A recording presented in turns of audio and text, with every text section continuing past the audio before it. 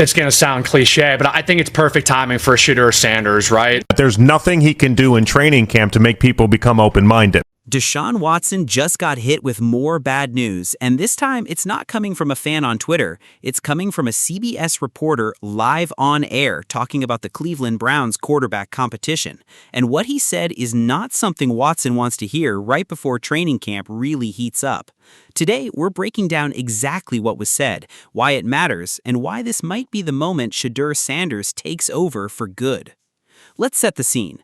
The Browns are heading into training camp with a real quarterback competition on their hands. On one side, you've got Deshaun Watson, a former Pro Bowler who kept the Houston Texans in the playoff hunt more than once. On the other side, you've got Shedeur Sanders, a second-year guy who took over the starting job last season after Dillon Gabriel went down with a concussion in Week 11 and never gave it back. Now, here's the problem for Watson. He's coming off 2 Achilles surgeries. 2, not 1, and anybody who follows football knows that Achilles injuries are brutal for any position player. But for a quarterback who needs to move in the pocket, reset his feet, and extend plays, it's a whole different level of concern. So, when a CBS reporter got on air to talk about this competition, he didn't sugarcoat it. He said flat out that this is perfect timing for Shedeur Sanders, not because Watson is a bad player. The reporter made that clear too, calling him a great player and a real Pro Bowler in his prime, but the timing lines up almost too perfectly for Shedeur. New coaching staff, Todd Monken walking in the door as the new head coach, a full offseason under his belt instead of getting thrown into the fire as a rookie. The reporter's exact point was this: if Shedeur can show in camp that he's made a real jump from year 1 to year 2, and if the other 10 guys in the huddle can look at him and trust that he's going to be exactly where he's supposed to be with the football, that tells you everything about who's going to walk away with the QB1 job.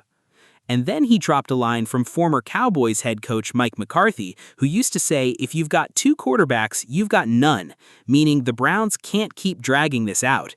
They've got a couple weeks to figure out who the guy is, or they risk running into this exact same mess again next year. That's not a hot take from some random account. That's a national CBS reporter putting it plainly on air, and it puts Deshaun Watson in a spot where the clock is already ticking before he's even thrown a real pass in pads. Think about the timeline here too. Watson signed one of the biggest fully guaranteed contracts in NFL history, $230 million, fully guaranteed, back when he was viewed as one of the top young quarterbacks in football. That was the expectation. That was the plan. Nobody in Cleveland signed him to be a backup or a bridge guy. But injuries have a way of rewriting plans, and 2 Achilles tears in the span of this short a window is exactly the kind of thing that forces an organization to start building a plan B, whether they want to admit it publicly or not. And that's really what this CBS breakdown was getting at without saying it outright. It wasn't an attack on Deshaun Watson's talent. It was a read on circumstances. Health, timing, coaching change, all of it stacking up in a way that puts Shedeur in position to seize this job with both hands. It's going to sound cliche, but I think it's perfect timing for Shedeur Sanders, right? I mean, when you talk about the quarterback position in today's NFL and what the athlete has to look like and what they're required to do in the pocket, this is no knock against Deshaun Watson, but he's coming off of 2 Achilles surgeries. And we know what he was before he was injured, a great player, a Pro Bowler, kept that Houston Texans team in playoff contention for a couple years in a row. But I just think for Shedeur Sanders, new coaching staff, Todd Monken comes into town. If you can show fairly early in this training camp that you've made a big jump from this year 1 to summer, now into training camp of year 2, and you can show that every time you go in the huddle, you can be the guy, and the other 10 guys in the huddle and can look at you and say, man, I know Shedeur is going to get us in the right spot. I know he's going to go where he's supposed to be with the ball. I think that says a lot in terms of who's going to find their way to QB1. But when I was in Dallas, Mike McCarthy would always say, if you've got 2, you've got none. So the Browns got a couple weeks to figure out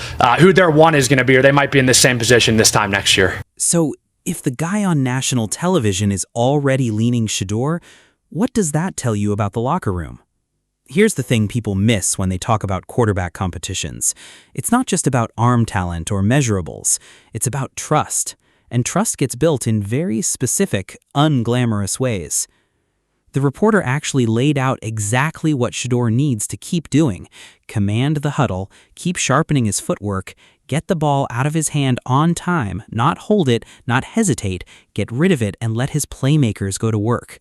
Go through his progressions the right way. First read, second read, and if nothing's there, take off and get those 3 or 4 extra yards instead of forcing a bad throw.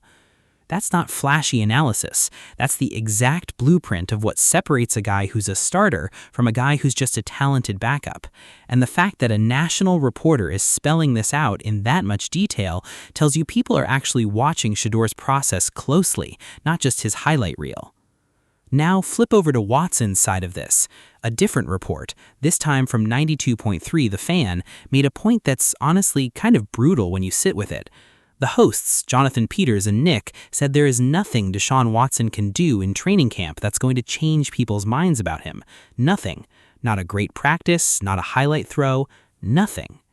One of them straight up said his mindset with Watson is he's still waiting for him to get hurt again. That's how deep the skepticism runs after everything Watson has been through physically the last couple years. And then they got into numbers. One host guessed maybe 25% of people are actually open-minded on Watson right now. The other pushed back and said that number is way too high, more like 10%, and even that is being generous. Think about that for a second. You've got a quarterback who was one of the highest paid players in the entire league, fully guaranteed money, former Pro Bowler, and the honest read from local Cleveland media is that almost nobody believes in him walking into camp. That's not Shedeur fans talking. That's Browns radio, the people who cover this team every single day.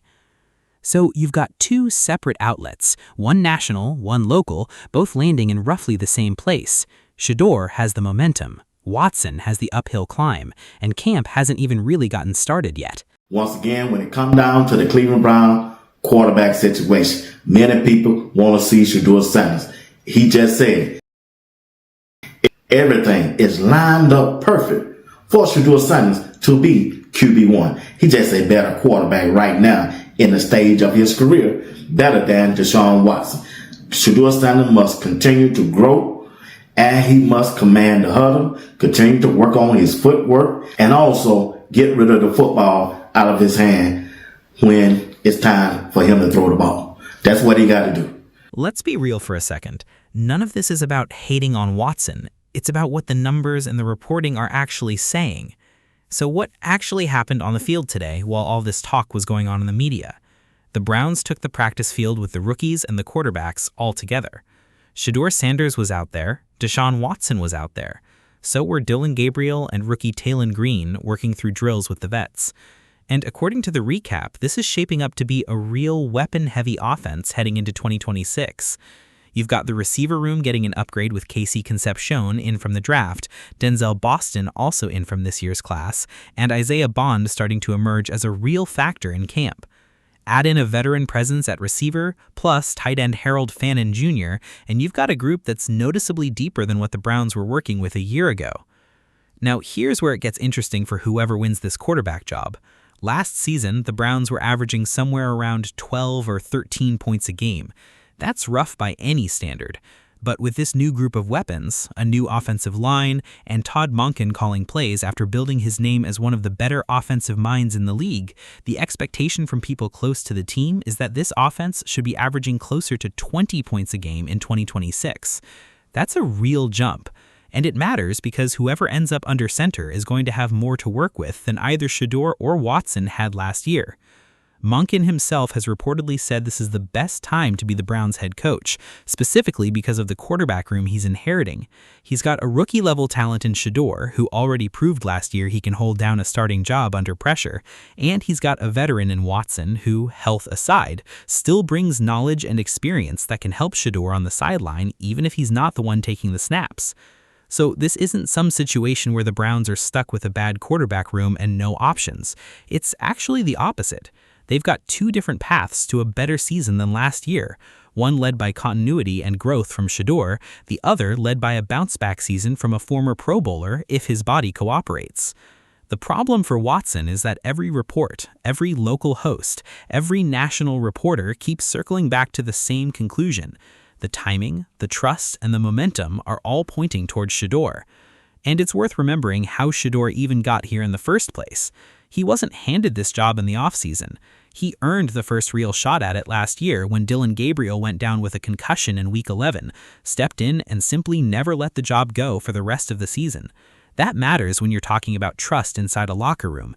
10 other guys in that huddle already watched him handle real NFL pressure as a rookie. They're not wondering if he can handle the moment. They already saw it happen in real games last season. Those are some clips of today's practice with the rookies and all the quarterbacks that reported. Shedeur Sanders, Deshaun Watson, Dylan Gabriel, and Talon Green was the quarterback there working out with the rookies and the vets. They report on the 28th. This is going to be a good year for the Cleveland Browns. I'm telling you, Todd Monken is excited. He said this is the best time to be a Cleveland Brown head coach because he knows he got a good quarterback in Shedeur Sanders. He got a good bag-up quarterback for his knowledge-wise in Deshaun Watson to help Shedeur Sanders on the sideline so he don't have to do it all. And also, he got a new offensive line, and he already know he got some weapons, better weapons than he had at Baltimore. With the addition of Casey Concepcion, with Denzel Boston, the emerge of Isaiah Bond, and you also got the veteran wide receiver in Jerry Judy with Harold Fanning, the tight end with Quinshawn Junkie. This offense gonna put up some point behind Todd Monken as the play caller. You watch and see. They should at least average 20 points per game this year in 2026. I think last year they averaged around by 12 or 13 points. This year, with the firepower they got, with the quarterback in Shedeur Sanders coming into his second year, this offense should at least score 20 points a game. You heard it all right here on Sports Talk. If this offense really jumps from 13 points a game to 20, whoever is starting at quarterback is about to look a lot better than people expect. Let's zoom out and put this all together, because there's a bigger truth here than just one CBS soundbite. Deshaun Watson is not a bad quarterback. Nobody credible is saying that. What every single outlet keeps saying, national and local, is that his body is the real question mark. 2 Achilles surgeries is not something you just shake off. It's the kind of injury that changes how a quarterback moves, how he resets in the pocket, how confident he is stepping up when the pressure gets home. And until fans actually see him do that consistently in real games, no amount of a clean training camp is going to change minds. That's not an insult. That's just where the trust level is sitting right now, according to the people covering this team every day. Meanwhile, Shedeur Sanders is walking into this camp with a completely different set of circumstances working in his favor. He's not a rookie anymore. He's not getting thrown into a game mid-season after an injury to someone else. He's had a full off-season. He's got a new coaching staff building the offense somewhat around what he does well, and he's got a receiver room that's actually deeper than what he had a year ago. And that's exactly why the CBS reporter framed it the way he did. It's not that Watson is being written off out of spite. It's that the timing, the coaching change, and the trust factor inside that huddle are all lining up in Shedeur's favor at the exact moment the Browns need to make the decision. The McCarthy line is really the whole story in one sentence. If you've got 2 quarterbacks, you've got none. The Browns cannot afford to drag this competition out into the season. They've got a small window in camp and 3 preseason games to make the call. And if the early reporting, the radio hosts, and the national coverage are all reading the same tea leaves, this competition might not be as close as some people want to make it sound. Watson still has time to change the conversation. Nobody is saying this is over, but the pressure is officially on him now, and it's not coming from Shedeur talking trash or from fans on social media. It's coming from the people who cover this league for a living, saying out loud what a lot of Browns fans have already been thinking. And that's really the difference between this quarterback battle and a lot of the manufactured ones you see across the league every summer. This one has actual receipts behind it. A national reporter breaking down the exact traits the job requires. A local station putting real numbers on how skeptical the fan base still is. And practice reports showing one guy building continuity while the other is still working his way back into rhythm after major surgery. That's not hype. That's just where the evidence currently sits heading into camp. There's nothing he can do in training camp to make people become open-minded. And that part, I think, is 100% true and 100% accurate. Now, maybe when the season gets going, maybe some more people will open up their eyes. For myself, I'll still be thinking, when is he going to get injured? That's just how I operate with Deshaun Watson. At what point is he going to get injured and his season will just be over and done? But it's important to note there is nothing that he can do. The quarterback tracker can go insane for weeks on end about Deshaun Watson having one incompletion every single pass and 1 million touchdowns. I don't think fans are going to change. You have to see it with your own eyes on the field in real games before you change your mind with Deshaun Watson. There were already people that are open-minded on Deshaun today. I don't know how they got there, but there are people out there, and I think it's probably more than we realize. I mean, what's that number at realistically? I would say 25%. I think that's high. I would put it at more like 10%. And that might be just the most glass half full people you could possibly find. So let me ask you directly. Are you still holding out on Deshaun Watson, or has Shedeur already won you over? Let's recap where this actually stands. A CBS reporter said on air that the timing, the new coaching staff, and the trust inside the huddle all favor Shedeur Sanders right now. A separate report from 92.3 The Fan said there is basically nothing Watson can do in camp to shift public opinion, with estimates on open-mindedness sitting somewhere between 10 and 25%. And on the field, practice reports show a deeper, more talented offense taking shape under Todd Monken, one that's expected to jump from around 12 or 13 points a game to closer to 20 in 2026. None of this means the competition is officially decided. Nobody has been named the starter. But when you line up the national coverage, the local coverage, and what's actually happening at practice, it's hard to ignore which direction the momentum is pointing. Shedeur has the timing, the trust, and now the weapons around him. Watson has the talent and the experience, but he also has 2 Achilles surgeries and a media landscape that isn't ready to give him the benefit of the doubt yet. The next few weeks of camp and those 3 preseason games are going to answer this for real. But right now, based on everything being said by the people who actually cover this team, the pressure is squarely on Deshaun Watson to prove people wrong, not the other way around. So here's where it lands. A national CBS reporter is already learning about Shedeur. Local Cleveland radio is basically writing off Watson's chances of changing minds in camp. And the offense around whoever wins this job is getting real upgrades heading into 2026. That's about as loud a signal as you're going to get before a single preseason snap has even been played. Do you think Deshaun Watson can actually flip the script in camp, or is this quarterback competition already over before it really started? Drop your answer in the comments and let's talk about it. Smash like and subscribe.